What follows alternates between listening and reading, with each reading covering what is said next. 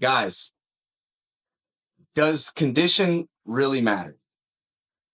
Yes and no. Sometimes when you're talking on the phone to, let's say, a 60-year-old lady or an 80-year-old man, and they've expressed to you that they're in a bad situation, that they really need to sell their property, they're financially in trouble, and you found a motivated seller that is expressing this information to you. I've seen so many times and time again that we turn our brain off when someone's pouring their heart out about the situation that they're in. We completely turn it off and we forget all the emotions, all the empathy that comes into play when creating a solution for something like this. You have to understand that wholesaling isn't just about the numbers. It's about being the solution, kind of like their knight in shining armor. They're desperate to sell their house, and they're getting hundreds of phone calls of people saying all this information and all these numbers, and it's scaring them away. It's scaring them away. And you could be the difference maker, the only person in the industry, the only person that called their phone that just listens to them when they say they really need to sell because they lost their job. They really need to sell because their husband passed. They really need to sell because someone, you know, can't afford to go to work, or, it could be anything. You're discovering motivation when you're calling a motivated seller. That's why it's called a motivated seller. The key is the motivation. A distressed seller is more important to know about than a distressed property. Digging into the information and the details of why that seller is so distressed will multiply 10x your results of your ratio of how many contracts you get signed, how many families you help. If you hear that motivation the seller is expressing to you and you dig into that, you listen and you talk into that instead of her expressing herself to you and then you switch to, okay, well, how old's the roof? How is there any issues with the foundation? Have you done any renovations? You're talking to a older man, a older lady, or she just expressed to you that she's in a bad situation, and you switch and pivot to real estate conversation stuff, numbers. The last thing she's trying to talk about. She's trying to express to you why you even got her information. How did you even get that lead? Something rang a bell or something indicated to you that that seller was in need, and you're not paying attention to that. And that's why some people are not getting the results that you want, is because you're so honed in on these comps and so honed in on these numbers. You're acting like a robot. Be different. Have some empathy.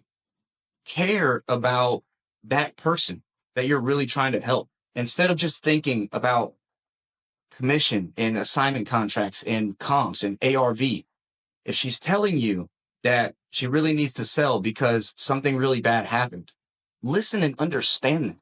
You're going to be in a little bit of a relationship with this person for 30, 45, or even sometimes 60 days. And so you want to know who you're talking to and let her know that you are there to help. You're there to get them out of that bad situation. You know that you're going to then assign it or fix it or flip it and turn it into profit for sure. But you can't do that without understanding the problem first. So with that being said, don't get caught up in the condition when someone's expressing to you how. So with that being said, don't get caught up in talking about condition and rehab and what you're going to have to put into it and what you're going to have to do to make it make sense. When a seller's describing to you and pouring her heart out to you about her motivation to why she wants to sell right now, why she wants to work with a wholesaler, why she wants a cash offer, why she needs to do it now, and why she has no other options, listen. Those details, those little things will help you do the rest of the part you want to do. It'll help you reverse engineer your reason on even doing the deal. Because without motivation, they're not going to get to the price you want anyway. So make sure you know about that motivation, right? You're the person that's the solution. You're like the superhero for their day, for their situation. And you have to make them feel comfortable, to trust you, to want to work with you.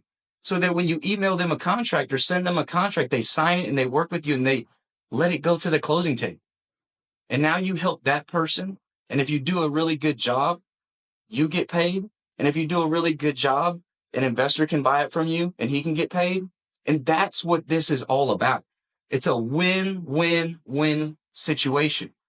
But you have to be empathetic and listen to these sellers when they're talking to you about why they want to sell their house, why they don't have another option, why can't they list it?